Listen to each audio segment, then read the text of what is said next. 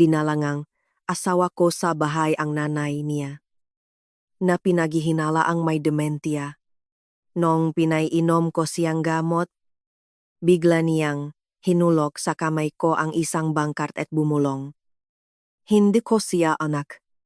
Ililigtas mo ba ako pagbukas ko na account? Namangha ako sa nakita kong halaga. Ang matinis na tunog ngang sirena ngang ambulansya ay pumunit sa katahimikan ng tanghali sa aming maliit na eskinita sa kapitbahayan na nakpatilapon sa isang kawan ng mga maya na natutulog sa makawat ng kuryente. Ang luma na minggit na bakal. Nalagi. Nalang sumasabit.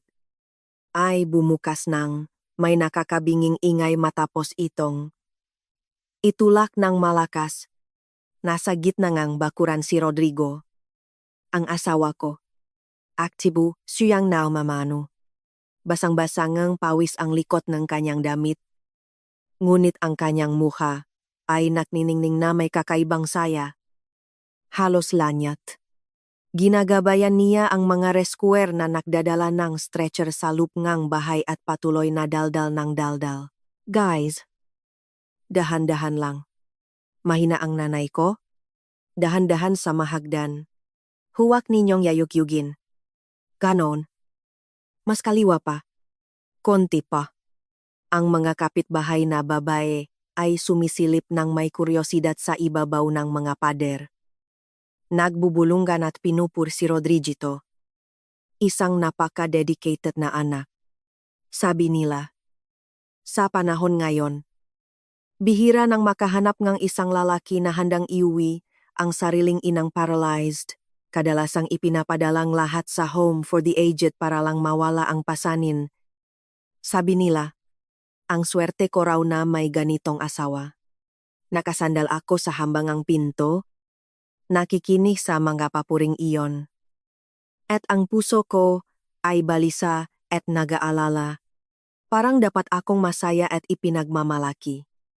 Ngunit may kung anong, sa sobrang pakasabik at pagkadramatiko ni Rodrigo ang nakpuno sa akin ng isang hindi malinaw na pagdududa, parang isang napakakapal na layer ngang tsantili sa ibabaw ngang sirang tsake. Sobrang tamis at peke. Ang biyenan ko, si Alingana Paula Reyes, ay nakahiga sa stretcher. Ang kanyang nangayayat na katawan ay lumubog sa maluwag na hospital pajama.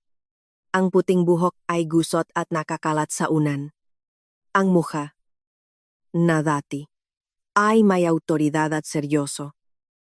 Noon, ay financial director siya ng isang malaking construction company sa Metro Manila, ay baluktot.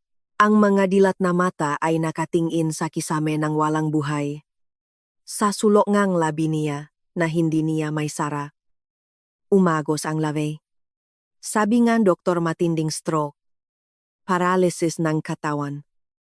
Nawalan ng pananalita. At malubang pagkasira ng cognitive functions. Ngayon, para na siyang bata sa katawan ng matandang babae. Lubos na umaasa sa iba, Luz. Bakit ka nakatayo diyan? Ang matalas na boses ni Rodrigo ay nakpaalis sa akin mula sa pagkabigla.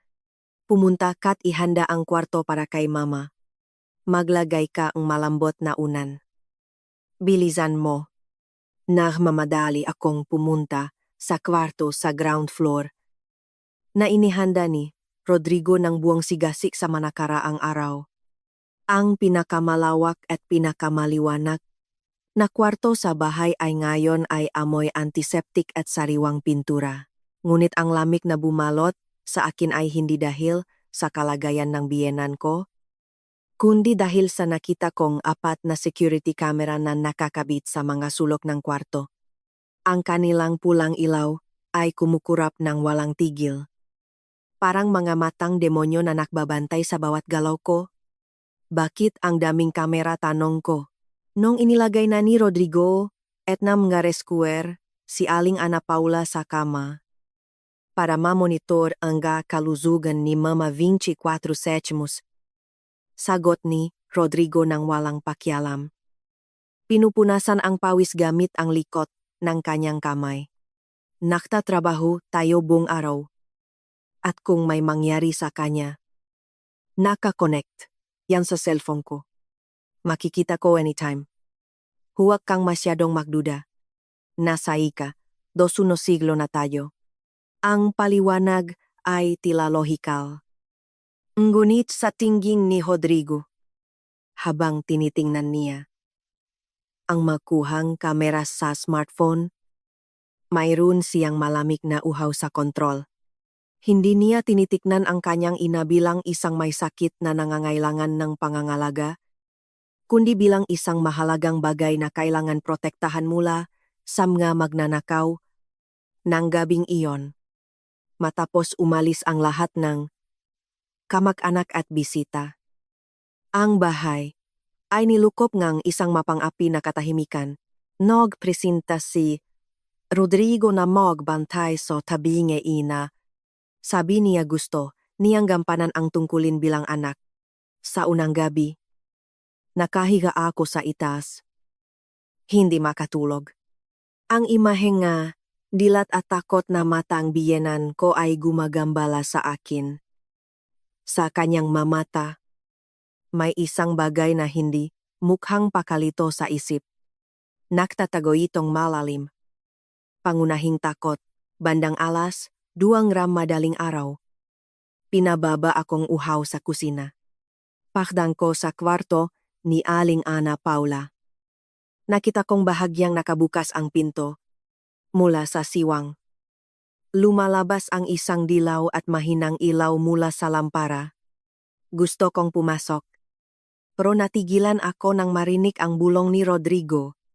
Buksan mo ang bibig mo, matanda, at lunukin mo iyan. Sumilip ako sa siwang. Nakaupo si Rodrigo sa gilid ng kama na may mangkok ngang malamig at manipis na lugaw. Padabok siyang kumuha ngang isang kutsara at isinubo sa bibig ngang, ina. Umunggol siya ne kung ano. Umagos ang lugaw sa baba at leg. Hindi pinunasan ni Rodrigo.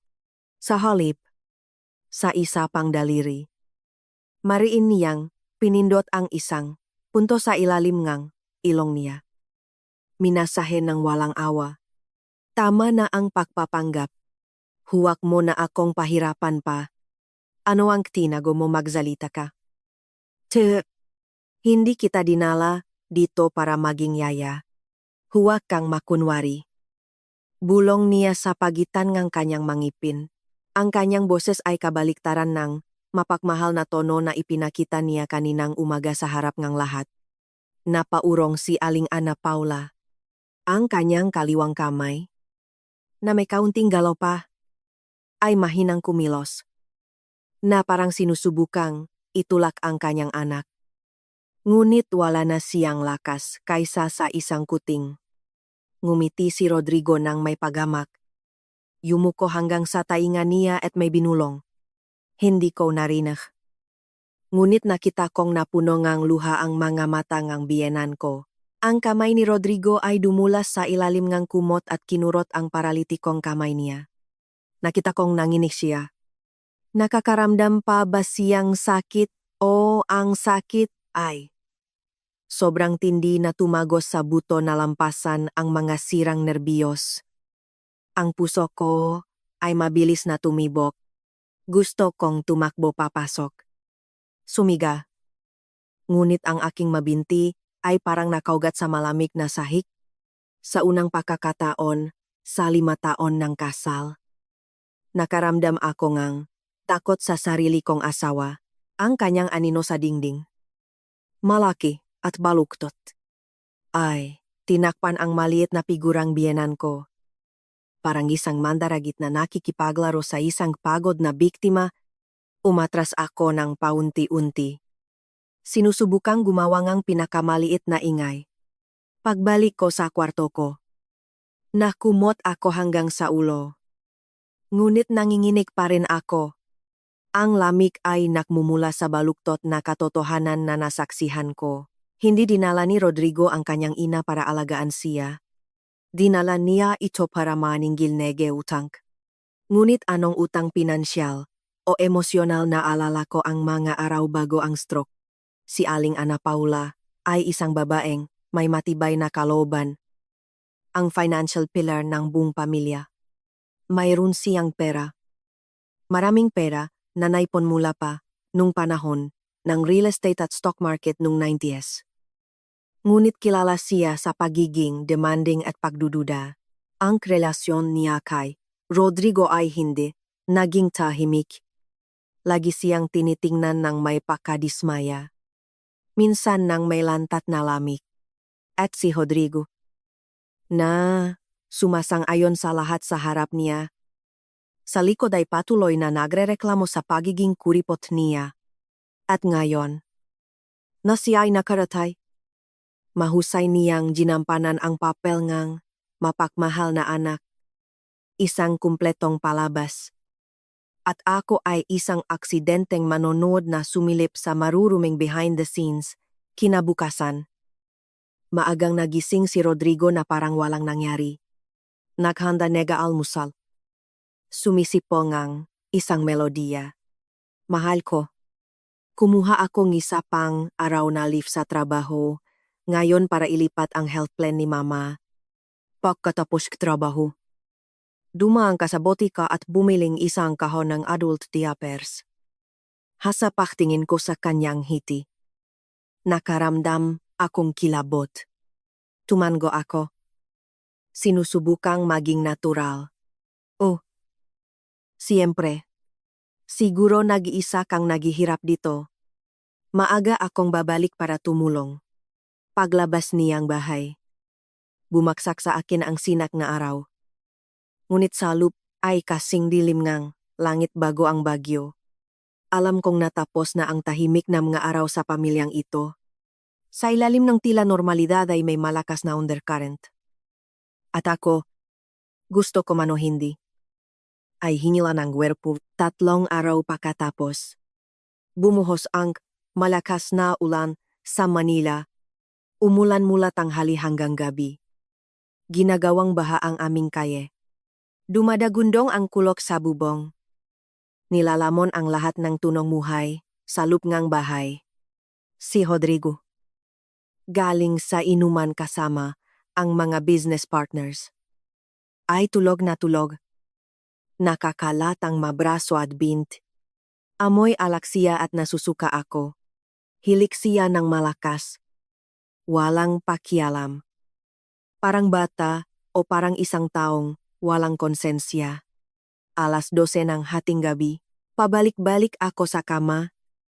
Hindi makatulog.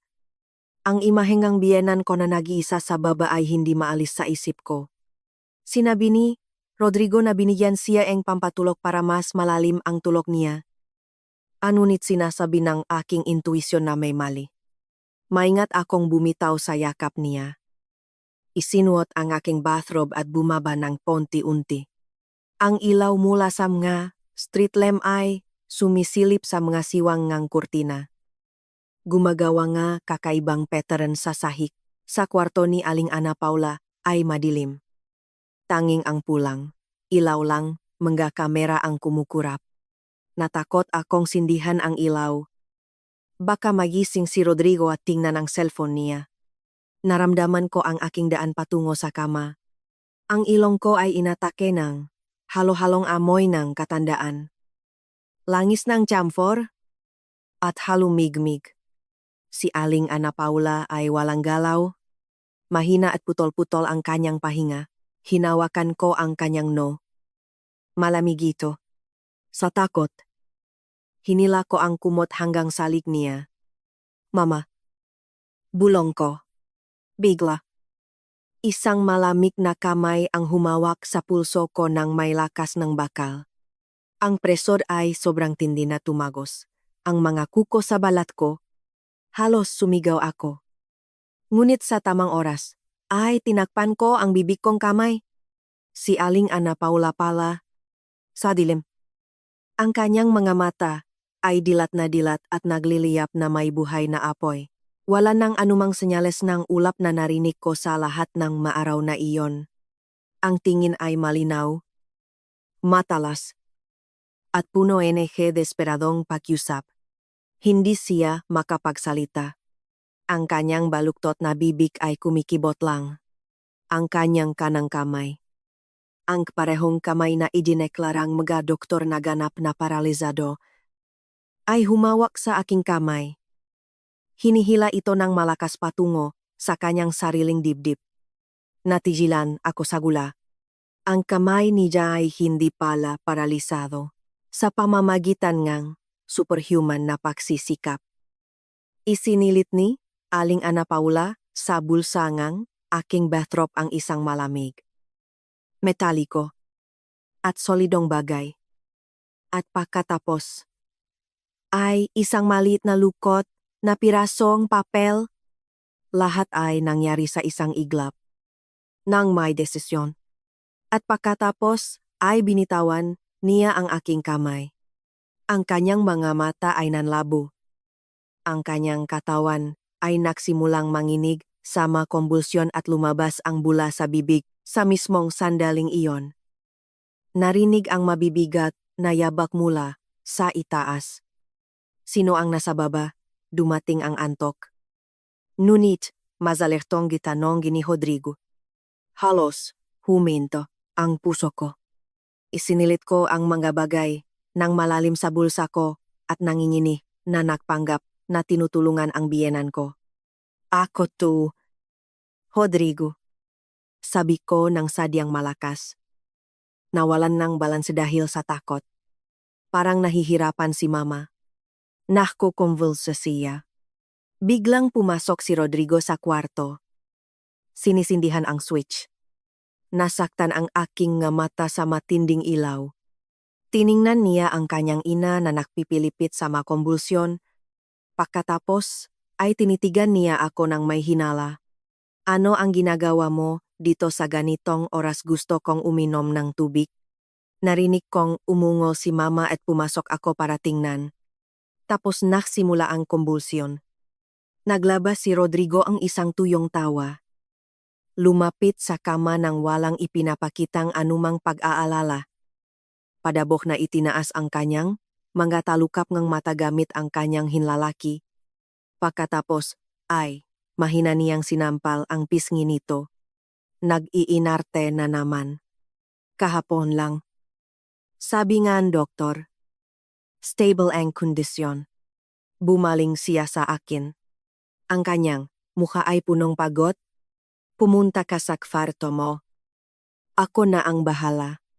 May krisis ang matandang ito tuwing nagbabago ang panahon. Baka tawagin natin ang doktor, iminungkahi ko nang may pag-aatubili. Anong doktor sa ganitong oras ng gabi? Pumunta ka sa kwarto, sigaw niya at ang kanyang nga mata ay nag-apoy na may pulang ugat. Hindi ako naklakas loob na makipaktalo at umalis ng tahimik. Ngunit sa pinto ay lumingon ako. Nakatalikod si Rodrigo sa akin. Nakahawak ang mga kamay sa baywang. Nakatitik sa kanyang ina nang may masamang banta. Pagdating sa banyo sa itaas, nilok ko ang pinto sa nanginginig na makamay. Inilabas ko sa bulsa ko ang ibinigay sa akin ni Aling Ana Paula. Ito ay isang maliit na magnetic key. Ang uri na ginagamit sa mga safety deposit box ng bangko. Nakaukit dito ang numero 310 at isang maliit na papel. Binuksan ko ang lukot na papel. Ito ay isang lumang resibong botika. Sa likod, na may irregular at baluktot na mga letra na isinulat sa matingkat na pulang lipstick, ay may ilang salita. Ang kulay pula sa dilaw na papel ay parang dugo. Pinihil ang hiningha ko. Binasa ko. Hindi ko siya anak. Ililigtas mo ba ako na wala ang sahig sa ilalim ng aking makapa? Ang mga letra ay sumasayaw sa harap ng aking mga mata. Siya nga. Walang duda. Si Rodrigo. Ngunit kung si Rodrigo ay hindi niya anak. Sino siya at bakit humihingi ang inangang tulong sa manugang para iligtas siya mula sa anak na siya mismo ang nakpalaki? Naalala ko ang tingin niya. Malinaw. Matalas. Nakakatakot na may malay. Nagpapanggap siya. Nagpapanggap ngang paralisis. Nang dementia para lokohin si Rodrigo at ang kanyang ma-omnipresent camera, nakikipaglaban siya ngang isang labanan na mag-isa sa lunggangang Leon at ako ang kanyang tanging pag-asa. Kumulog ulit. Tumingin ako sa salamin at nakita ang mukha kong walang dugo. Mabilis kong pinunitang sulat sa malilit na piraso at itinapon sa inidoro.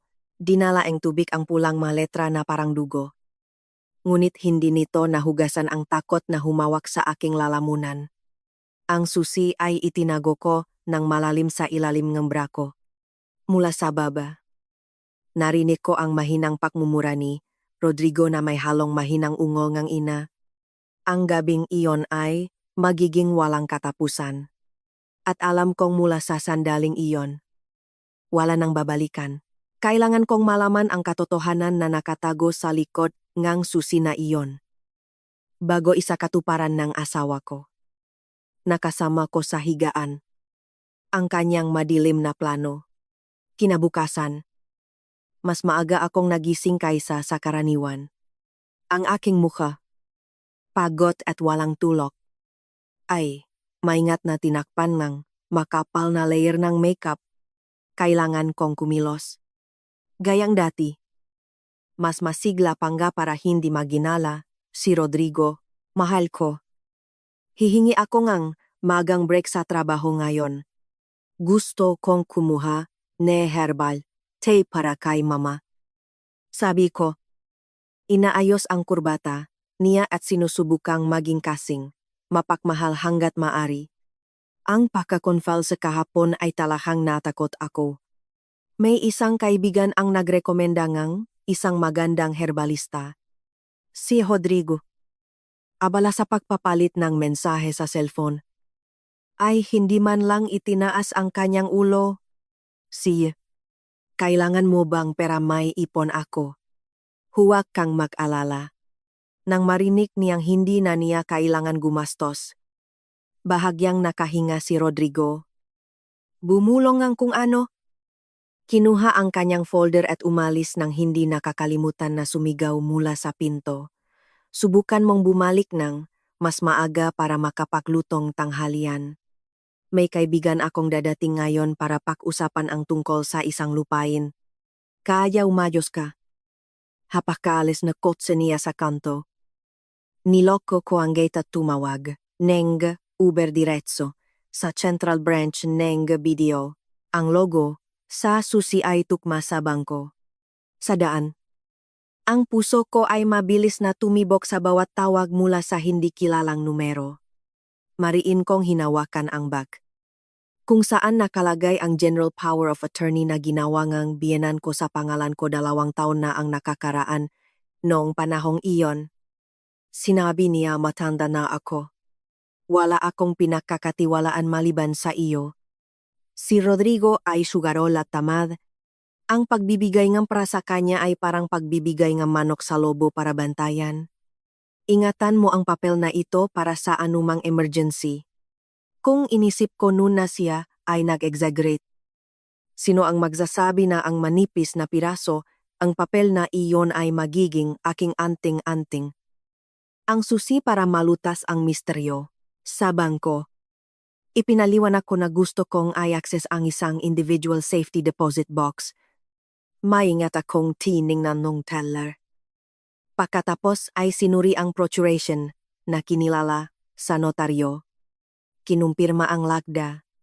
Sandali lang po. I-verify ko ang data sa system at ang pirma ng may-ari. 5 minutong paghihintay ang tila walang hanggan. Nakaupo ako sa isang komportableng upuan na parang nakaupo sa baga. Pinawisan ang aking mga palat. Paano kung malaman ni Rodrigo na naroon ako ano ang gagawin niya? Papatayin niya ako Ate Luz. Okay na po. Sumama na po kayo sa vault. Huminga ako ng maluwag. Nanginginig ang aking mabinti habang sumusunod sa empleyado patungo sa vault room. Dahan-dahang bumukas ang isang solidong, bakal na pinto na kalahating metro ang kapal. Ang ilong ko ay nilamon ngang, amoy ngang lumang papel at malamig na metal. Ang compartment 309 ay nasa pinakabukot na sulok. Nababalutan ngang manipis na layer nga alikabok. Nanginginig ang aking mga kamay nang ipasok ko ang susi sa kandado. Ang tuyong pek-click ay umaling-awngaw sa katahimikan. Hinila ko ang metal na drawer. Sa loob ay walang tumpok ngang cash tulad ng inakala ko. Ngunit ang halagang nilalaman ay lumampas sa lahat ng aking imahinasyon.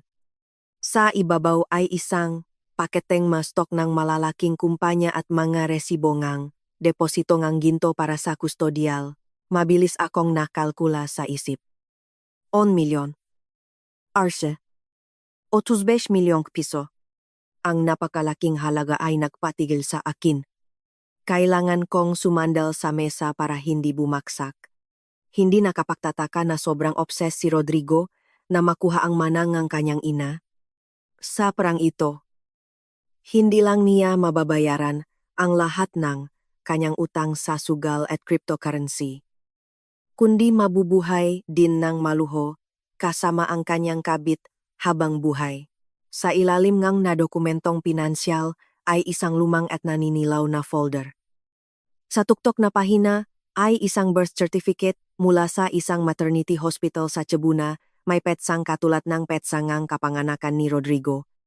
Ngunit sa field ng ina ay hindi nakalagay ang pangalang Ana Paula Reyes kundi Vera Paula Reyes. Vera Paula. Ang pangalan ay pamilyar sa akin. Binalikan ko ang aking alaala. Si Tia Vera. Ang nakababatang kapatid ngang biyenan ko. Isang magandang babae na may trahedya sa buhay. Namatay sa postpartum hemorrhage mahigit 30 taon na ang nakakaraan. Hindi gaanong pinakusapan ni Aling Ana Paula ang tungkol sa kanya. Binabangit lang niya ng paunti-unti na magang namatay ang kanyang kapatid. Isang iskandalo na itinagong ang pamilya. Kung gayon, si Rodrigo ay anak ni Tia Vera. Walang sariling anak si Aling Ana Paula. Inampon niya si Rodrigo. Peke ang birth certificate. Ginawang anak ang pamangkin para itago ang kahihiyan-eng kapatid at matiyak ang suporta sa kanyang katandaan. Ginugol niya ang buong buhay niya sa pagpapalaki dito. Binigyan ito ngang magandang pangalan at ngayon ay tinatrato niya ito bilang isang kaway. Ang talagang nagpalamig sa aking dugo ay hindi ang birth certificate, kundi ang isang maliit na itim na notebook na may leather cover na nasa ilalim ng drawer. Maliit na may punit na sulok at walang pamagat. Binuksan ko ang maingat at malinis na sulat kamay ni Aling Ana Paula. Detalyadong talaan ngang lahat ng kita at gastos sa nakaraang 15 taon. Mayo 12. Lianxian Lingjo. Remittance P. 850. Ling. 00 sa proyekto ng Benguet Gold Mining. Gastos sa representasyon. Hunyo Hus. 2009. Aksidente sa minahan. Paguho. 5 manggagawa ang namatay upang patahimikin ang mga pamilya, mga namatay at suhulan ang media. Sa Wutuzeni V. Lahat ay nakdilim sa harap ngang aking mga mata. Benguet Gold Mining. Taong 2009. Ito ang parehong lugar kung saan naktrabaho at namatay ang aking mamamahulang. 12 taong gulang pa lang ako nun. Sinabi sa amin na ito ay isang aksidente sa trabaho na sanhingang kapabayaan. Nagbayad ang kumpanya nga maliit na kabayaran kung saan halos hindi ako nabubuhay. Salamat sa tulong ng kamag-anak. Walang sinuman ang pinanagot. Ang kaso ay mabilis na tinakpan. Sa huli, ang pagkamatay nga aking mga magulang ay hindi isang aksidente. Ito ay resulta ng kapabayaan. Hindi pagsunod sa mga pamantayan sa kaligtasan. Et pera. Marumi. Na tinakpan ang lahat at ang taong nagtatala ng matransaksyon na ito. Na naglilipat ng pera na ito na may bahid ng dugo. Ay ang aking biyenan. Si Aling Ana Paula. At ang visa notebook ay si Victor Ivanvic Santiago, kasalukuyang Vice-Gobernador ng probinsya. Isang taong may napakalaking kapangyarihan. Bumigay ang aking mabinti at nadulas ang notebook sa aking makamay.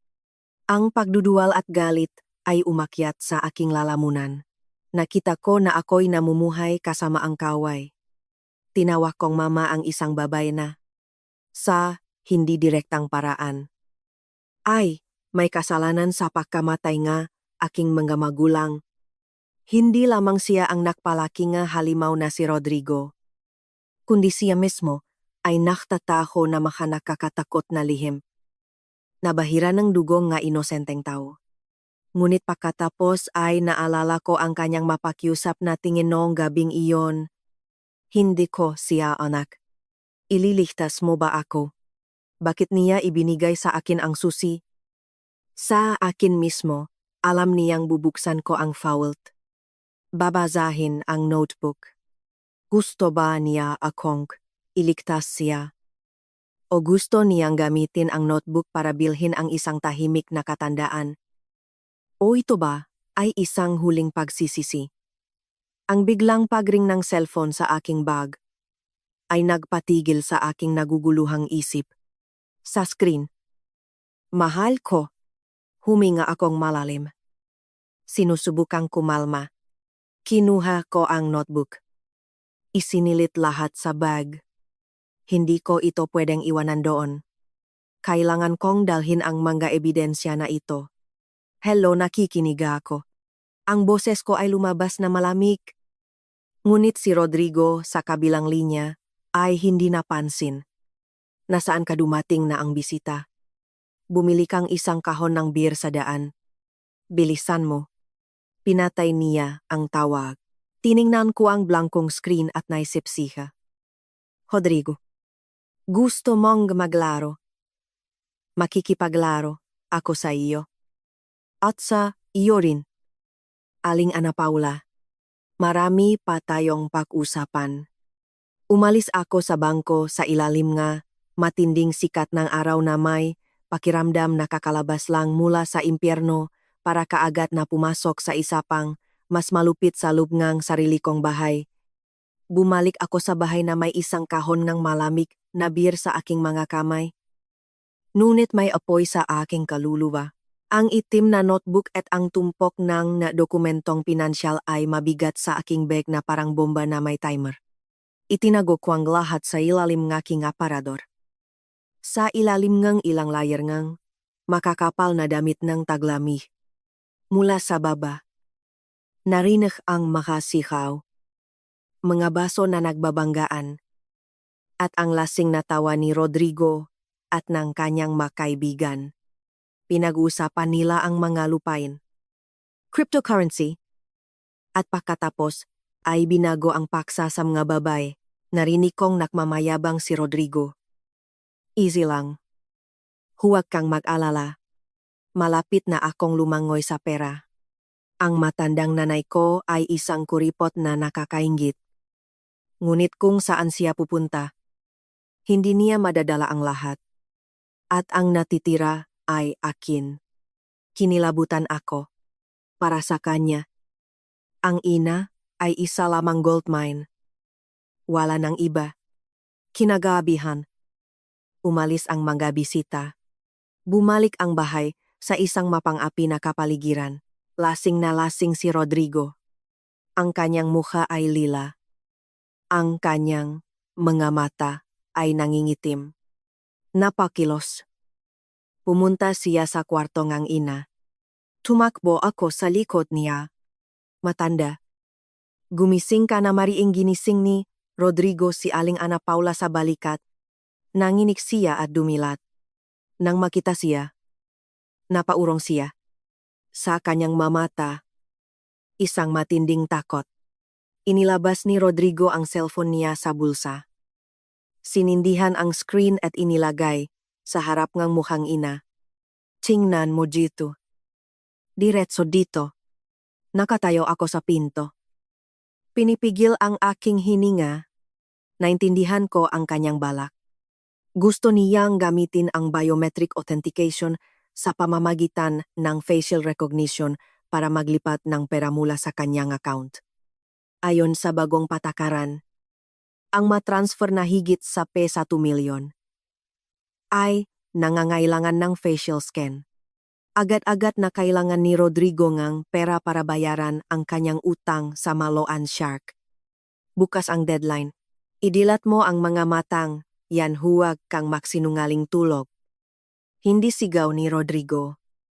Puwersahang binuksan ang kanyang mga talukap ng mata gamit ang kanyang mga daliri. Ang ilong screen ay tumama sa kanyang mapupil. Sa screen ng banking app ay lumitaw ang isang facial scan circle.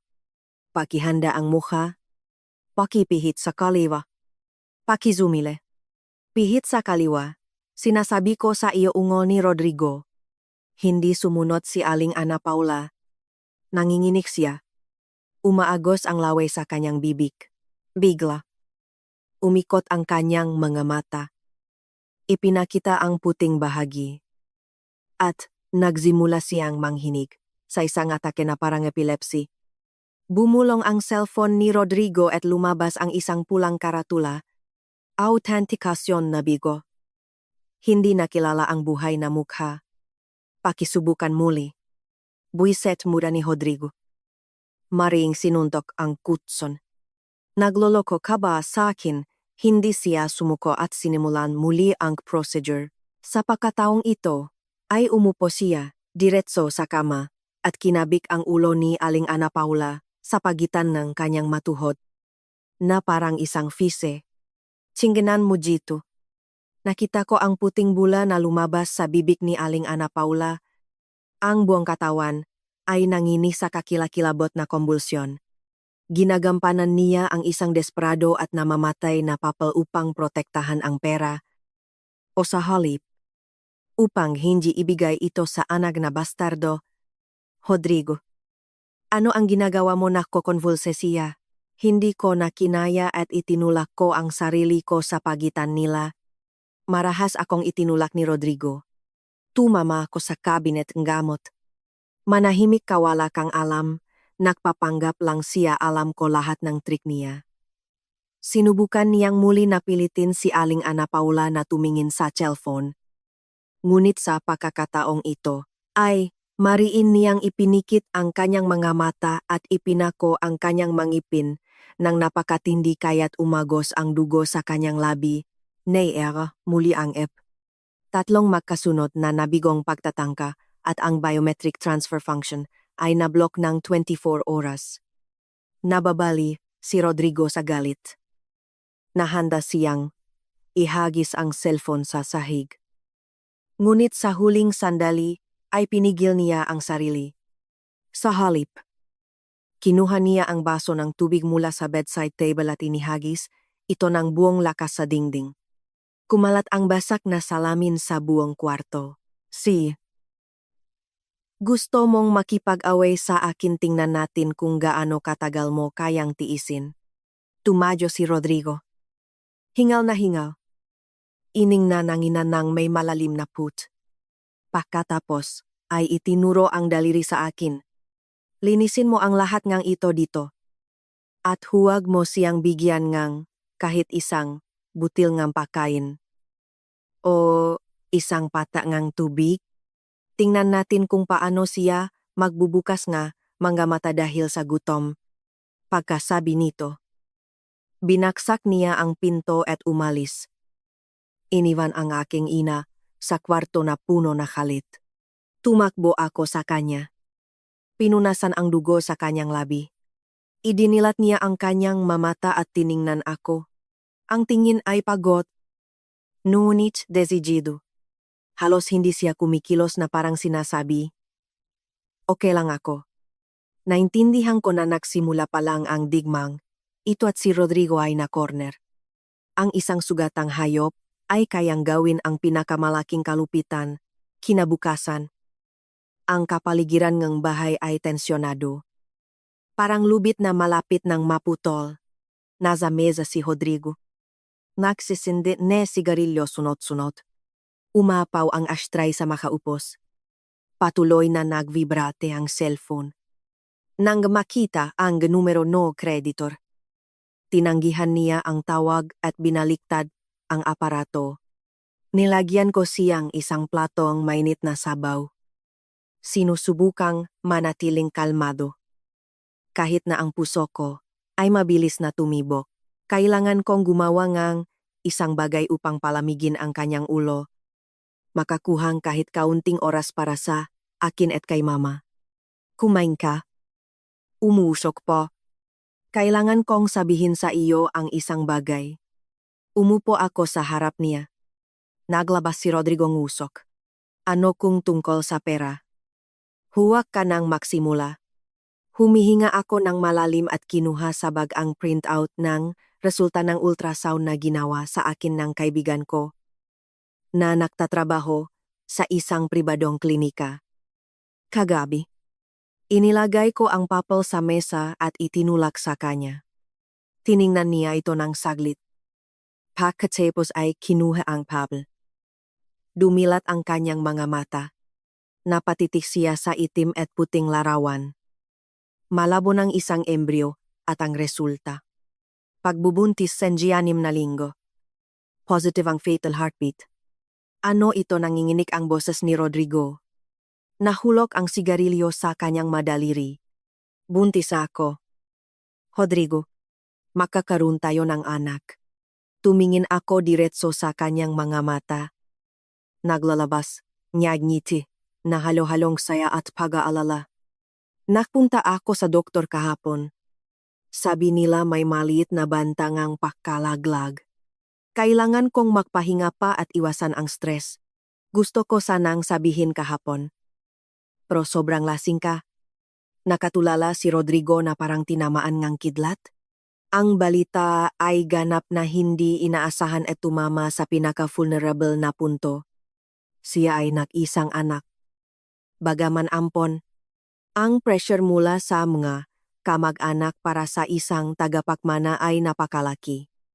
Bukod pa rito, kailangan niya ngang isang magandang dahilan para kumuha ngang pera mula sa aking tatay.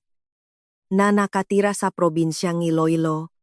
Ang tatay ko ay may-ari ng isang malaking farm at nangako ay isang malaking halaga kung makakaroon ng apo. Lumambot ang mukha ni Rodrigo. Hinagot ang kanyang buhok. Pagkatapos ay biglang tumawa ng tuyo at artipisyal. Buntis talaga, ang galing naman tumayo siya. Umikot sa mesa at inilagay ang kanyang kamay sa aking mga balikat. Ang yakap ay kasing bigat at kasing kalkulado tulad ng dati. Bakit hindi mo sinabi kaagad ngayon? Magbibigay ng malaking pera ang tatay mo. Ligtas na ako. Nakaramdam akong lamig sa loob.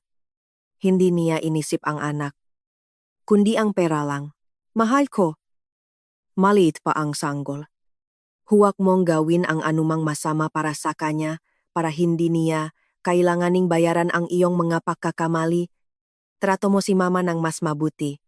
Sinamantala ko ang pagkakataon. Nakatayo, si Rodrigo isang segundo. Pagkatapos ay tumango ng walang pakialam. Alam ko, ingatan mo ang sarili mo. Magpahinga ka mula sa matanda. Ako na ang bahala. Ngayon kailangan kong tawagan ang tatay mo. Kinuha niya ang cellphone at lumabas sa bakuran. Ang boses niya ay naging sobrang tamis. Hello, Mr. Antonio. Si Rodrigo po ito. Mayroon kaming napakagandang balita para sa inyo. Buntis po si Luciana. Oh, lalaki po. Paniguradong lalaki. Naiwan ako sa bahay. Nakikinig sa kanyang sinungaling na boses. At ang mga luha ay umagos sa aking mga mata. Nagisinungaling ako ng lantaran. Ngunit wala akong ibang pagpipilian. Kailangan kong ilihis ang kanyang atensyon. Paniwalaan siya na maayos ang lahat upang luwagan niya ang pagbabantay kay mama. Gayunpaman, panandalian lang ang saya ni Rodrigo. Kinagabihan, nakatanggap siyang isa pang tawag. Sa pagkakataong ito, namutla ang kanyang mukha. Bumulong siya ngang kung ano sa telepono at pinatay ito. Pumasok siya sa bahay at tiningnan ako ng may hinala. Manatili ka sa bahay. Bantayan mo ang matanda. Kailangan kong ayusin ang isang urgent na bagay. Hindi ako maghahapunan sa bahay. Alam ko kung saan siya pupunta. Ang mga creditors o ang kanyang kabit na si Tatiane. Ang katang-isip na sanggol ay pansamantalang nakpaatras sa kanya. Ngunit ang mga utang ay hindi nawala. Kailangan niya ang 35 milyon mula sa ina at ilang daang libo mula sa biyenan ay madali lang, kinagabihan. Lumabas ako ng palihim patungo sa kwarto ni Aling Ana Paula. Tiningnan niya ako ng may tahimik na tanong. Hinawakan ko ang kanyang kamay at bumulong, Mama. Tiisin mo lang sandali. Naghahanap ako en paraan. Akala niya buntis ako. At sa ngayon, hindi siya magiging agresibo. Ngunit kailangan nating bilisan. Mabilis na kumurap si Aling Ana Paula. Umaagos ang luha sa kanyang mukha. Naintindihan niya na ang aming sitwasyon ay nakasabit sa isang manipis na sinulit. Bigla. Tumunok ang doorbell. Nagulat ako. Sinabi ni Rodrigo na hindi siya maghapunan. Binuksan ko ang pinto. Hindi siya iyon. Sa sidewalk ay may isang babaeng nasa katamtamang edad. Mataba. Na may makapal na makeup sa mukha at nakasuot ng isang makulay na pattern dress. Sa kanyang makamay, mag-shopping by Amelita. Sino po ang hinahanap niyo? Ma'am, nakbigay ang babae ang isang malaking ngiti. Ipinakita ang kanyang naninilaw na ngipin. Hello. Ma'am, ako si Zineda. Pwede mo akong tawaging Tia Zizi. Inarkila ako ni Rodrigo para alagaan ang bahay at ang matanda. Sabi niya, nasa delicate state ka ra. Hindi ka pwedeng mapagod. Natihilan ako. Si Rodrigo umarkilang ang kasambahay. Bakit hindi niya ito pinag-usapan sa akin noon at ang babaeng ito? Pamilyar sa akin ang mukha niya. Ang kanyang paraan ng pagtawa. Ang kanyang nakniningas na mata. At pagkatapos ay naalala ko. Minsan nakita ko ang isang litrato sa profile ni Tatiane. Ang kabit ni Rodrigo. Sa isang birthday party.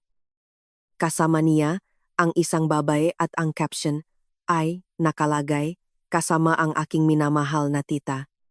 Siya nga. Si Zizi.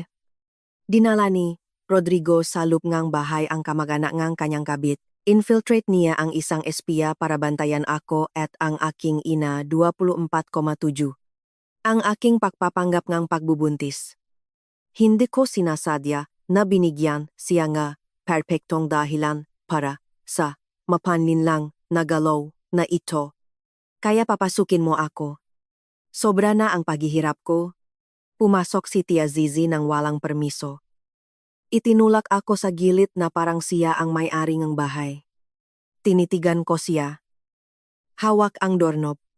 Ang kaaway ay nakapasok na sa pusong bahay. Ngayon ang digmaan ay hindi lang laban kay Rodrigo, kundi laban sa tusong sorpresang ito. Ang pagdating ni Tia Zizi ay ganap na nagpabago sa routine ng bahay. Siya ang humawak sa kusina. Nagluluto ng mamantikang pagkain na gustong-gusto ni Rodrigo. At, ang pinakamahalaga, kinokontrol niya ang lahat tungkol kay Aling Ana Paula. Hindi niya ako pinapayagang lumapit sa biyenan ko. Sa tuwing susubukan kung makpalit na diaper o maliho na hespongha. Lumalabas si Zizi. Ay, Ma'am, sa tiyan mo. Hindi pwede. Direkta itong pinakbabawal ni si Rodrigo. Magpahinga ka. Ako na ang gagawang lahat. Ang kanyang pag-alaga ay mas torture pa. Pinupunasan niya ang biyenan kong malamig na tubig. Padabok na pinapalitan ang manga diaper. Puwersahang Isinusubo ang pagkain sa bibig. Minsan nakita ko siyang kinurot ang binti ni Aling Ana Paula habang dahan-dahang kumakain at bumulong. Kumain ka nang mas mabilis. Matanda. Huwag mo akong sayangin. Naawa ako sa biyenan ko. Ngunit kailangan kong pigilin ang aking dila at manahimik upang hindi sila matakot. Alam kong si Tia Zizi ang ikalimang security camera na inilagay ni Rodrigo. Buhay nga lang. Nakpasya akong humamit na parehong pamamaraan. Lihim akong bumili ng isang profesional na maliit na recorder na kasing laki ng kuko. Sa araw, habang natutulog si Tia Zizi sa sala at malakas na humihilik, lumabas ako ng palihim sa kusina, inilagay ko ang recorder sa ilalim ngang countertop ngang mesa ngang hapakainan. Kung saan kadalasang nakaupo at nakbubulungan si Rodrigo at Zizi. Kinagabihan. Nagpanggap ako na pupunta sa palengke para bumili ngang gagamit para sa buntis. Sa totoo lang, umupo ako sa isang kapehan malapit sa bahay. Isinuot ang aking earphone at kumonekta sa Bluetooth sa aparato sa bahay. Bandang alas 4. Dumating si Rodrigo. Nandito na ang mahal ko. Sabi ni Zizi. Pumunta sa palengke ang asawa mo. Kumusta so? Anong sitwasyon? Ang boses ni Rodrigo ay malinaw sa earphone. Tahimik pa rin. Nakahiga lang na parang troso. Pero parang may hinihinala ang asawa mo. Palahing naklalakat-lakat sa kwarto na matanda. Hayaan mo siya. Buntis. Bali-bali ang utak. Bantayan mo ang mahalaga. Ano ang sinasabi ni Tatiane? Rodrigo. Bulong ni Zizi. Sabi ni Tatiane. Pinipilit na raw enerhiya medjajotante. Nagbabanta na baka putulin ang mabinti kung hindi makabayad sa katapusan ng buwan. Wala na akong magagawa. Tia Zizi. Hindi naktagumpay ang Face ID. Sobrang gimatalino ang gimatanda. Kaya. Klambe. Nanahimik si Rodrigo sandali. Pagkatapos, ay lumabas ang kanyang boses na malamig at malupit. 3 taon na ang nakakaraan. Kumuha ako ng life insurance sa pangalan niya. Maximum na bayad na 20 milyon. Kung sakaling mamatay sa aksidente. Dagdag pa ang pagbebenta ng bahay na ito at ang farm sa probinsya pagkatapos ang kanyang kamatayan. Ang mana ay akin pa rin. Kayang bayaran ang lahat at marami pa ring matitira. Gusto mong magstaje ng aksidente? O sunog. Short circuit. Naintindihan mo sa gabi. Ang paralitikong matanda ay nasusunog at tayo at ang asawa mo ay nakaligtas sa isang himala. Perpekto. At imbestigahan ng pulisya. Ano ang iimbestigahan? Ang kabel ngang bahay ay luma. Normal ang short circuit. Aayusin ko ang sinuman na kailangan sa investigasyon. Gawin mo ang inutos ko. Kapag nagsimula, lumabas ka sa likod at sumigaw ngang, "Suno, para dito." Babayaran kita ng 500,000 para sa iyong katandaan. At si Tatiane ay sa wakas ay magiging lehitimong may-ari ng bahay. Ngumiti si Tia Zizi. Ay, Rodrigo, ang galing talaga ng utak mo. Pepetsto. Ling. Deal at ang asawa mo. Tumawa si Rodrigo nang may pagamak. Kung magkakaanak. Pagkatapos na lang natin tingnan. Kung mananatili siyang tahimik. Kung hindi. Palabas siya. Tinanggal ko ang earphone. Nanginginig ang aking mga kamay at paa. Bumaksak ang baso ng juice sa mesa at binasa ang aking damit. Ngunit hindi ko man lang napansin. Papatayin nila si Mama. Susunugin siyang buhay. Ito ay isang demonyong plano. Hubad sa lahat ng sangkatauhan. Si Rodrigo ay hindi isang tao. Isa siyang halima. Tiningnan ko ang abalang kaye. Walang sinuman ang nakakaalam na sa maliit na bahay na iyon sa eskinita ay may nagaganap na kakilakilabot na krimen. Hindi ko ito pwedeng hayaan. Kailangan kong kumilos agad. Ngunit paano ipagsumbong sa pulisya, walang matibay na ebidensya. Tanging ang recording ng isang usapan tungkol sa isang krimen na hindi pa nagawa. Maaring sabihin ni Rodrigo na ito ay biro lang lasing. Kailangan kong ilabas si Mama Don ng gabing iyon. Kinuha ko ang cellphone at dinyal ang numero na save ko kahapon. Ang numero ng isang pribadong investigative agency na mapagkakatiwalaan. Hello. Si Andrew po ito. Ang pangalan ko ay Luciana. Kailangan ko po ang tulong niyo. Babayaran ko po kung makano. Pinunasan ko ang juice sa aking damit at tumayo. Sa refleksyon ng salamin ng kapehan, nakita ko ang isang babaeng iba. Hindi ang Luciana. Mahina at masunurin.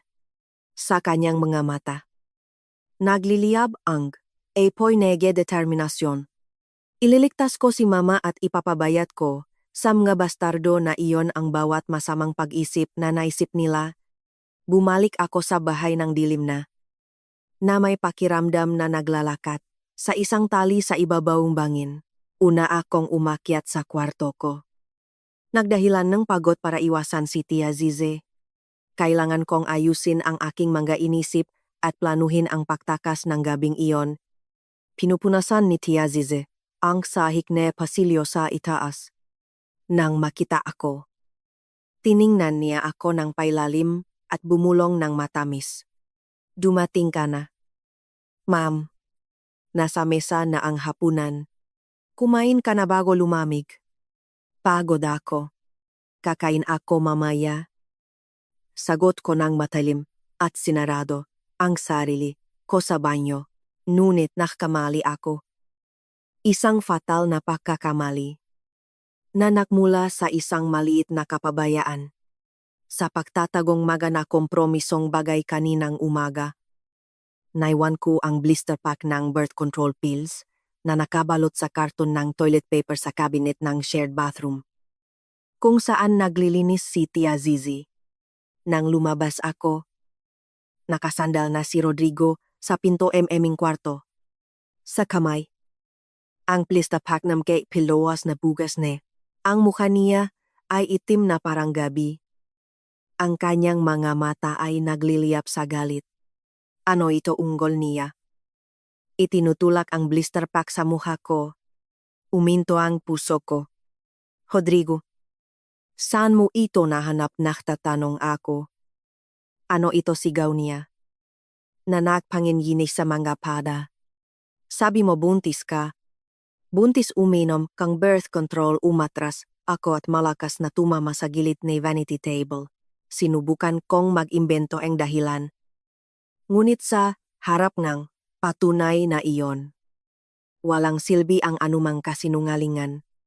Niloko mo ako, inimbento mo ang lahat ng ito para lang magpalipas ng oras para iligtas ang matandang karkas na ito. Sinampal niya ako ng buong lakas. Nagdilim ang aking mata at bumaksak ako sa sahig. Ang bibig ko ay naging malat sa dugo. Rodrigo, kalma, maririnig. Tayo, kapitbahay. Umakyat si Tia Zizi nang tumatakbo. Sinasabi sa kanya na huminto. Ngunit sa totoo lang, mabilis niyang isinara ang bintana at ang pinto. Si Rodrigo, hirap na hirap huminga. Itinuro ang kanyang daliri sa akin.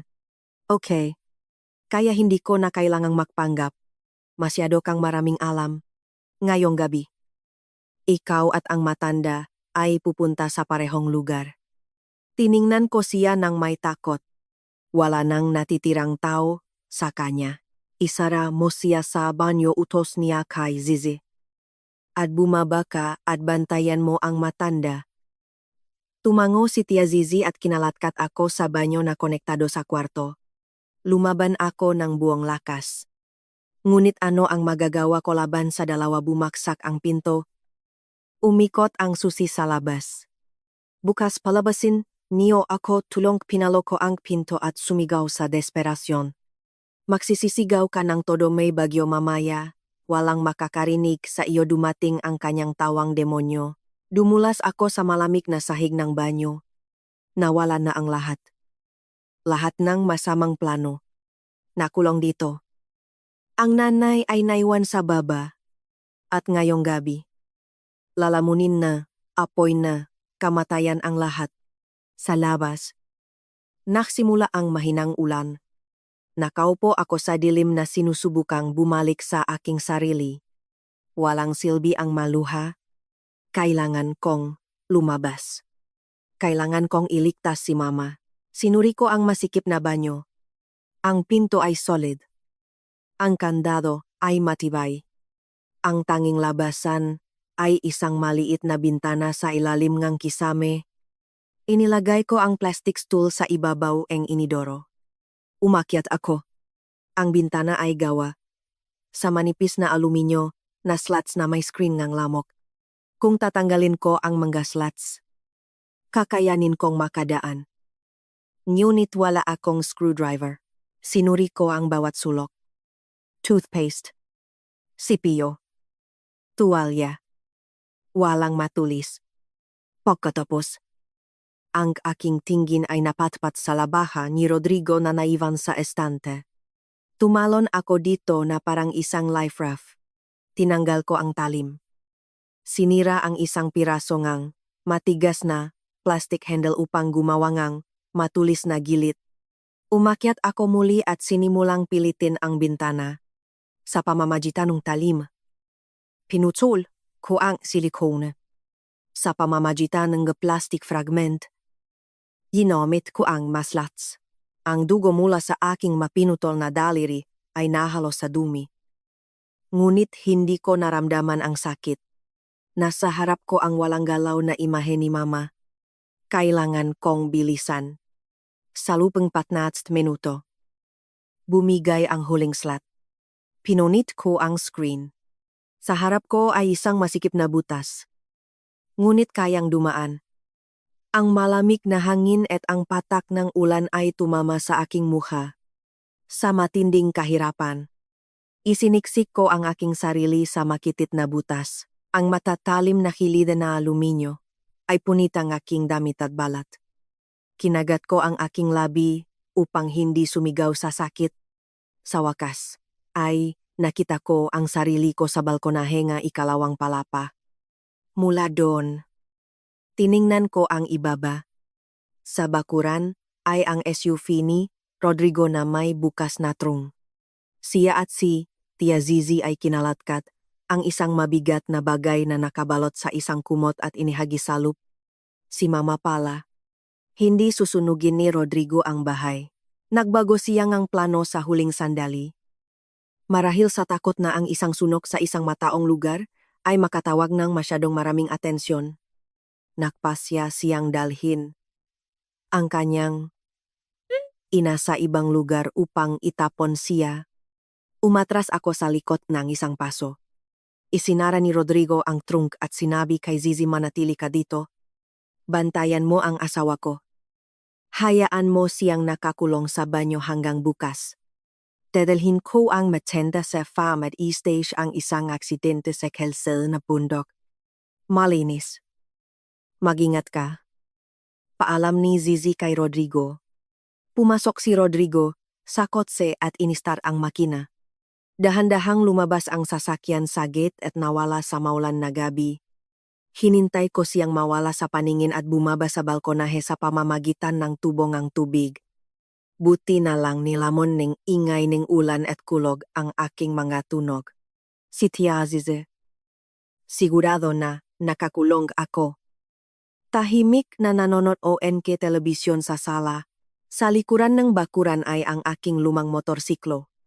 Inilabas ko ang cellphone at inactivate ang GPS tracker na lihim kong inilagay sa kotse ni Rodrigo.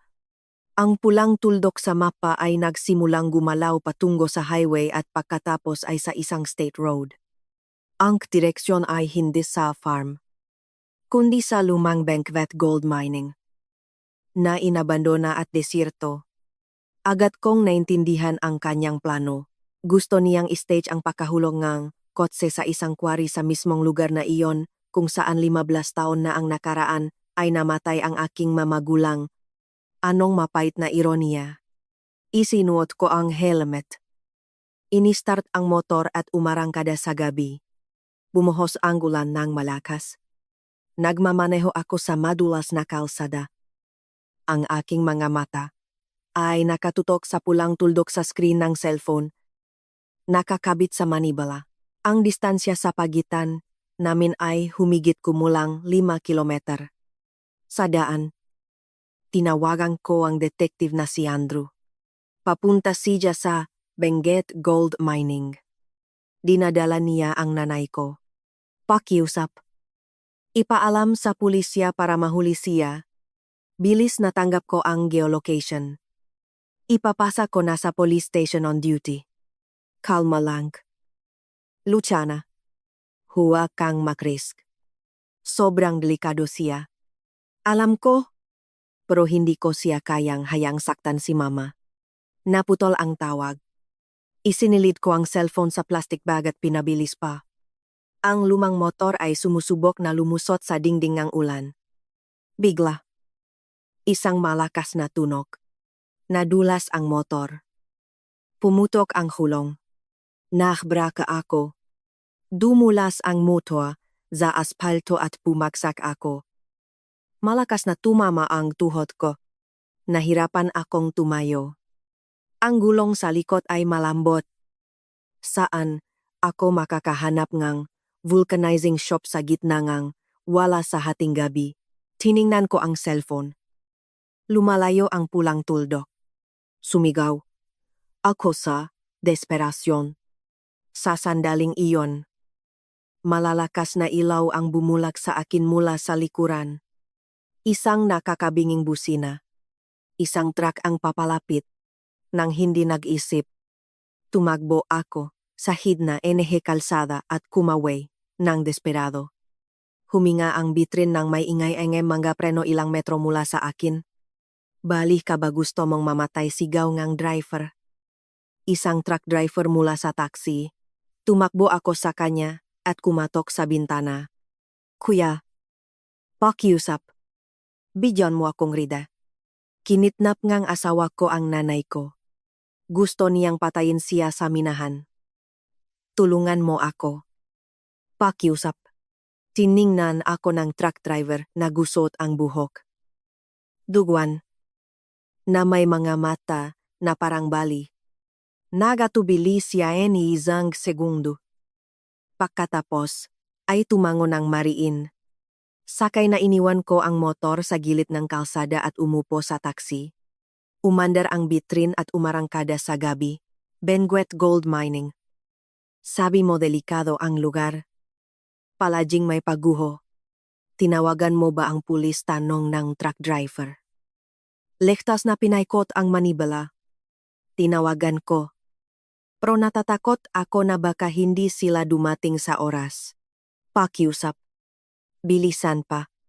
Ginagawa ko ang lahat ng makakaya ko. Tiningnan ko ang orasan. Halos alas 2 madaling araw na. Si Rodrigo ay dapat na darating doon anumang oras. Sa unahan. Sa pagitan ngang madilim na burol. Kumikislap ang mga ilaw ng kotse. Siya yan ang kotse niya yan. Kuya, sumigaw ako.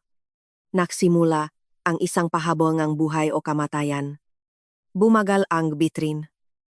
Pinatay ang mga headlight at dahan-dahang pumasok sa makapal na kakahuyan mga 100 metro mula sa SUV ni Rodrigo. Ang kwari.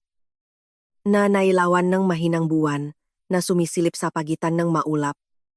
Ay parang isang higanteng sugat sa katawan ng bundok.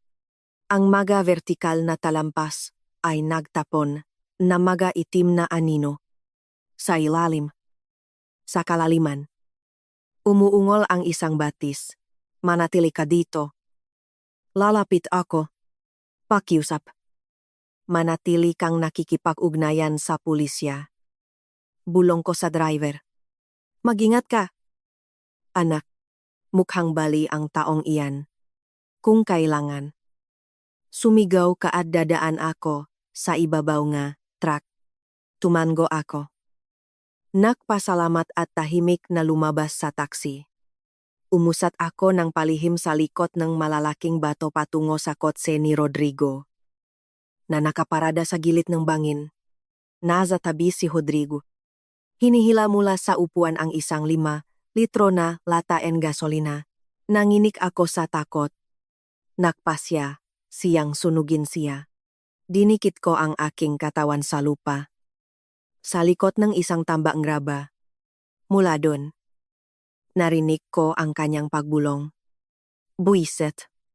Tumutulo. Mura niya at binuksan ang trunk. Nakabalot si Aling Ana Paula doon. Walang malay. Marahil ay tumatalab pa rin ang epekto ng gamot. Brutal siyang hinila ni Rodrigo at kinalatkat sa magraba. Inupo siya sa tabing gulong, sa harap, direkta sa gilid ng bangin. Isang tulak lang at babaksak silang dalawa. Matanda. Tingnan mo ang iyong libingan. Sinampal niya ang mukha nito gamit ang kanyang palat. Hindi siya sumagot. Ngumiti ng mapait si Rodrigo. Binuksan ang lata at nagsimulang diligan ang hood. Ang upuan at ang sahig sa paligid ng kanyang ina. Dumating sa akin ang malakas na amoy ng gasolina.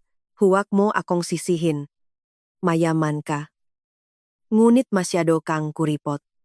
Hindi mo madadala ang pera sa kabilang buhay. Kaya mamatay ka at mabubuhay ako ng maayos. Isipin mo ito bilang iyong huling regalo sa iyong anak. Umikot siya sa kotse. Binuhos ang natitirang gasolina. Pagkatapos ay inilabas niya sa bulsa ang isang lighter. Ang tuyong pag-click ay umalingaw-ngaw sa katahimikan. Paalam. Mami, sa susunod na buhay, isinilang kang mahirap para hindi ka masyadong mahirap. Itinaas niya ang lighter. Uminto ang puso ko. Wala ng oras para maghintay. Kinuha ko sa lupa ang isang batong kasing laking kamao. Humihinga ako ng malalim at tumayo ng bigla. Ikaw. Bastardo ang sigaw ko ay pumunit sa katahimikan ng gabi. Nanginig si Rodrigo. Halos madulas ang lighter. Bigla siyang lumingon at natigilan nang lumabas ako sa dilim na parang multo na nababalutan ng putik. Ikaw paano ka nakarating dito? Dumating ako para panurin ang iyong palabas. Nakpasya kang patayin ang iyong ina dahil sa pera. Tinawagan ko na ang pulis. Papunta na sila. Sabi ko nang sadyang malakas para takutin siya. Hinahawakan ang bato sa aking kamay at dahan-dahang lumalapit. Tumingin si Rodrigo sa paligid. Ganap na katahimikan. Nakbalik siya sa kanyang katinuan at bumalik sa kanyang mukha ang isang malupit na tawa. Tinawagan mo ang pulis, mahusay kung gayon. Pupunta ka sa kabilang buhay kasama ang matandang bruha na ito. Makasama ang mag-asawa sa buhay at sa kamatayan. Hindi ba inilabas niya mula sa likod ng kanyang sinturon ang isang automatic switchblade at lumapit sa akin? Mamamatay ka. Bruha, inihagis ko sa kanya ang bato at tumakbo. Tinamaan siya nga, bato sa balikat. Huminto siya sandali. Nagmumura ng galit sa sandaling iyon. Isang malakas na bugso ng hangin ang umakyat mula sa kalaliman ng quarry. Si Aling Ana Paula, na nakaupo sa tabing gulong, ay biglang kumilos. Ang lamig at ang ingay ay tiyak na nakpabalik sa kanya sa katinuan. Idinilat niya ang kanyang malinaw, nakniningas na mga mata at tinitigan ang kanyang ampon, na may hawak na kutsilyo na hinahabol ang kanyang manugang. Degenerado tihil ang boses niya. Pause. Ngunit, mas may autoridad at malinaw, ay umalingaw na parang putok ng baril. Napatigil si Rodrigo na parang nakaugat sa lupa. Dahan-dahan siyang lumingon sa kanyang ina. Namutla ang kanyang mukha na parang papel. ang kutsilyo sa kanyang kamay ay nangginginig.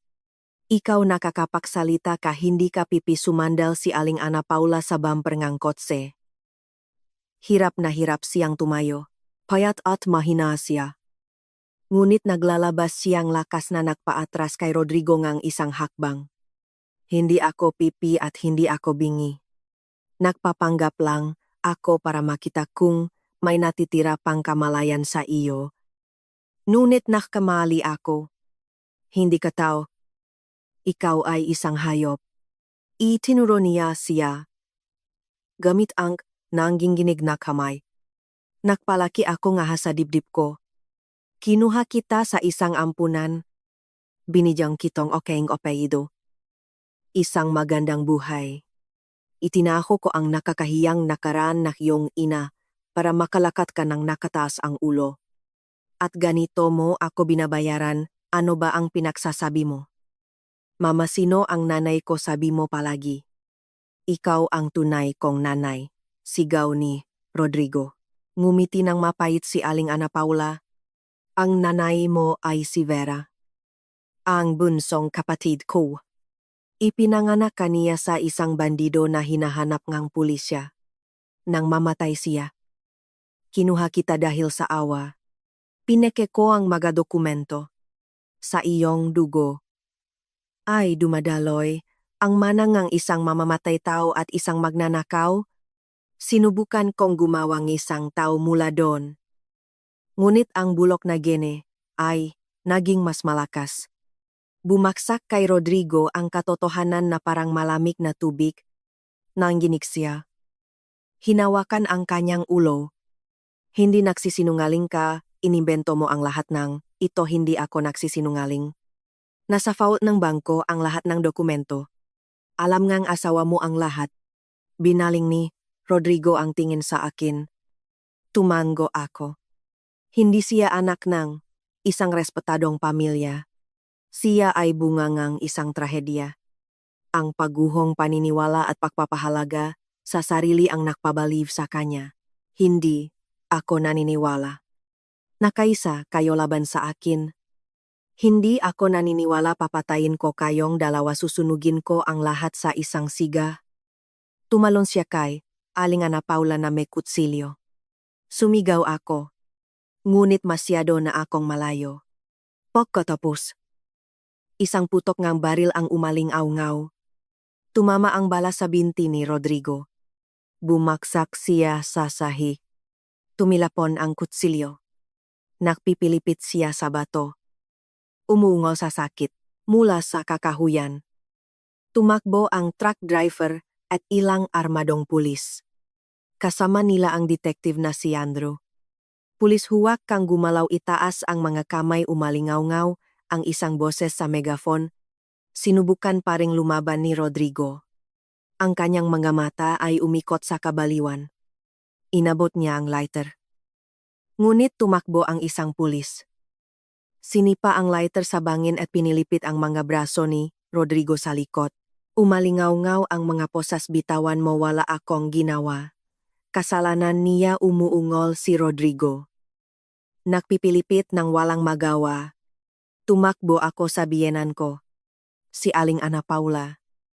Pagod na pagod. Ay bumaksak sa malamig na bato. Nanginginig siya. Ngunit ang kanyang tingin kay Rodrigo ay hindi galit. Ito ay isang hindi masusukat na sakit. Ang sakit ngang isang taong nawalan ng anak. Bagaman hindi niya kadugo. Ngunit inalagaan niya nga mahigit 30 taon sa tunog ng sirena. Ginalas si Rodrigo.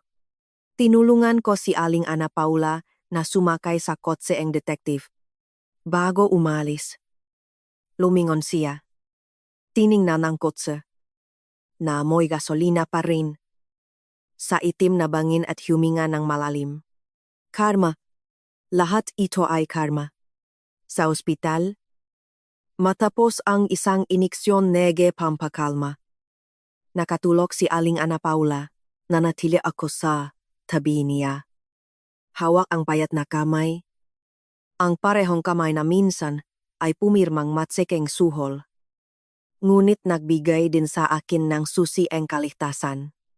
Kinabukasan, pumunta ako sa presinto para magbigay ng pahayag. Doon, sa isang selda ng pretrial detention, nakita ko si Rodrigo na gusot ang buhok. Patay ang mga mata. Nang makita ako, nag-apoy ang kanyang mga mata sa galit. Masaya ka na nawala ang lahat sa akin. Bulong niya sa likod ngang rehas. Ikaw mismo ang may kasalanan sa lahat. Kung may kahit isang pata ng pagmamahal ng anak sa iyo, hindi sana nangyari ang lahat ng ito. Sagot ko ng kalmado. Ngumiti siya ng mapait. Pagmamahal ngang anak, huwag mo akong sermonan. Akala mo ba santa ang biyenan mo? Akala mo ba aksidente lang ang pagkamatay ngang nga magulang mo? Kinilabutan ako. Ano ang ibig mong sabihin? Tanungin mo ang iyong mahal na biyenan. Bulong niya. Tanungin mo kung ano ang ginawa niya. 15 taon na ang nakakaraan sa mismong minahan na iyon upang takpan ang paguhong minahan kung saan 5 tao ang namatay. Kasama ang iyong tatay at nanay. Ang masalita ay parang kulok. Bagaman nabasa ko na ang notebook, ang marinig ito mula sa kanya ng may ganitong kalupitan ay isang hindi matitiis na sakit. Gusto niyang magiganti. Mahasik na pagtatalo sa pagitan namin ni Aling Ana Paula. Tumingin ako diretso sa kanyang mamata. Alam ko ang lahat. Nabasa ko ang itim na notebook at gagawin ko ang lahat upang ang lahat ng may kasalanan sa pagkamatay ng aking mga magulang ay magbayad ayon sa batas. Si Aling Ana Paula at Santiago. Ngunit hindi nito binibigyang katwiran ang iyong ginawa. Manatili ka diyan at isipin ang iyong mga kasalanan. Tinalikuran ko siya at umalis sa ilalim ngang kanyang ligaw at baliw na tawa. Paglabas ko sa presinto, bumaksak ako sa umaga. Ngunit hindi ko naramdaman ang init. Nagsimula ang isang bagong landas. Ang landas ng hustisya para sa nakaraan. 2 linggo pagkatapos. Bumalik si Aling Ana Paula mula sa ospital sa bahay. Halos hindi siya nagsasalita. Ginugol niya ang buong araw sa wheelchair. Nakatingin sa bintana. Sa pagitan namin ay lumaki ang isang hindi nakikitang pader. Hindi ko makalimutan ang matalaan sa notebook. Isang araw, bumisita sa akin ang abogado ni Rodrigo. Nagdala siya ng isang selyadong sobre. Sa lubay may memory card at isang sulat mula kay Rodrigo. Akala mo ba santa siya? Narito ang patunay. Pakinggan. Ito ay kopya ngang isang audio na nahanap ko sa lumang computer niya. Tuklasin mo ang tunay na mukha nga iyong biyenan. Isinilit ko ang card sa notebook. Sa recording ay may usapan sa pagitan ng isang batang Victor Ivan Santiago at Aling Ana Paula. Hindi ligtas ang detonation technique. Kung ipagpapatuloy natin, maaring gumuho ang minahan. Sabi niya, tigilan mo ang pagiging duwag na huhuli, ang schedule. Pirmahan mo ang pahintulot para sa paggamit ng nga pampasabog, sigaw niya. At kung may mangyari, ako ang bahala. Kung may mamatay, magbayad nega kompensasyon. Walang halaga ang buhay ngang isang ordinaryong manggagawa.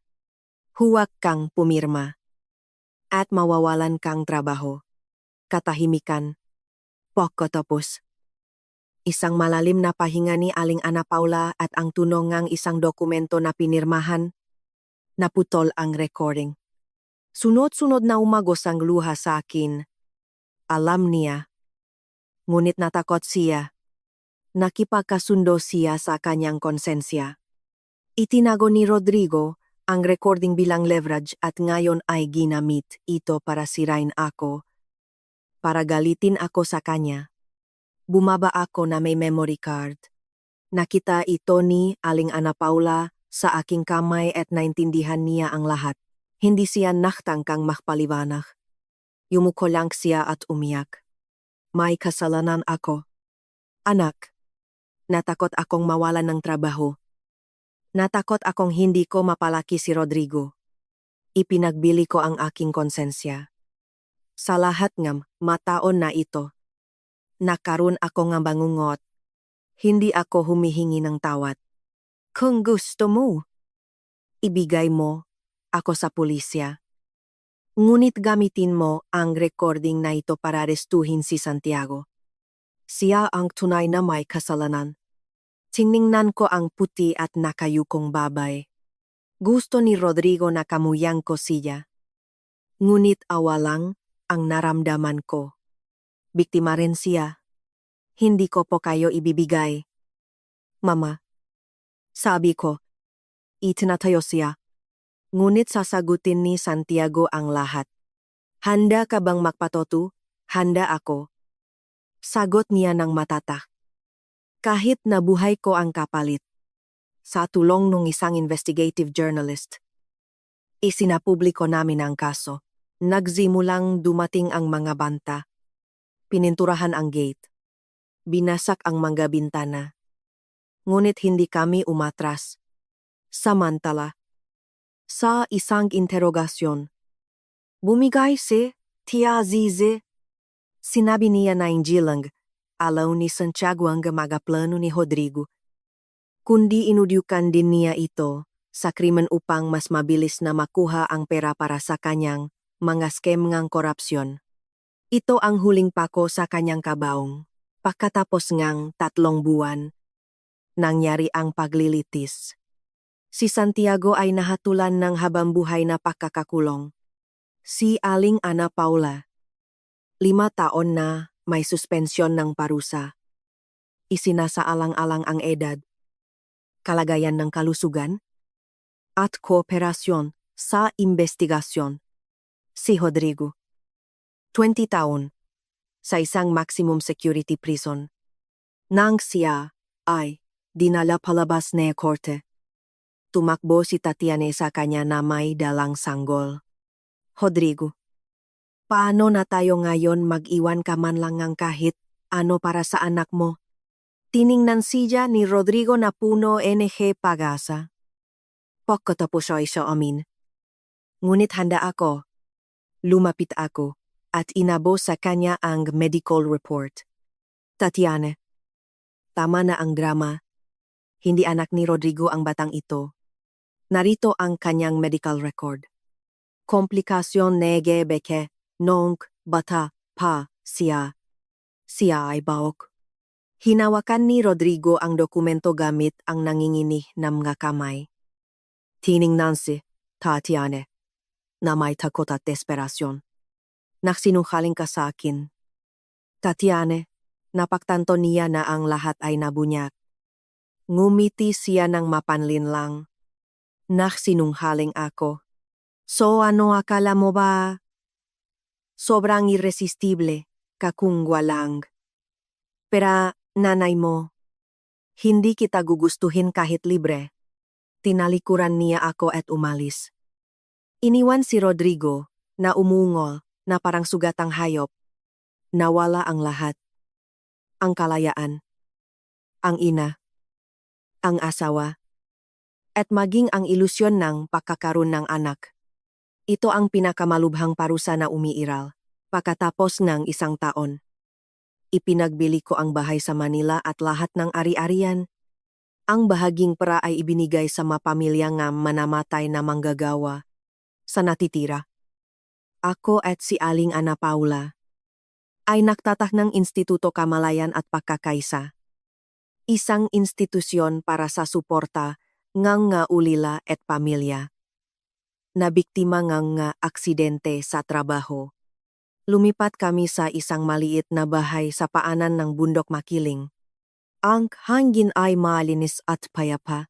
Bumaba ang kalusugan ni Aling Ana Paula. Minsan naguguluhan siya sa kasalukuyan at nakaraan. Minsan tinatawag niya akong Fera. Minsan ay nagtatanong kung kailan babalik si Rodrigo. Tuwing hapon, dinadala ko siya sa wheelchair sa burol at pinapanut namin ang paglubog ng araw. Mama, gusto niyo po ba dito, tanong ko isang araw? Ngumiti siya gamit ang walang ngipin na bibig. Ang kanyang mapurol na mga mata ay nakniningning na may panlup na kapayapaan. Gusto ko. Anak. Dito. Walang paksabok. Walang kasamaan. Dito ay maganda. Yinakap ko siya. Dinalang nga hangin ang gamoy, magada mo, mula sa kapatagan. Ang lahat ng galit at sakit ng nakaraan ay nawala. Natuto akong magpatawad. Ako at si Mama ay piniling magpatuloy sa buhay sa pagmamahal at kapayapaan sa malayo. Tumunog ang kampana ni isang maliit na kapilya. Ang kanyang purong tunok ay lumipat sa mabundok na parang nililinis ang lahat ng dumingang kaluluwang tao at ibinabalik ito sa liwanag.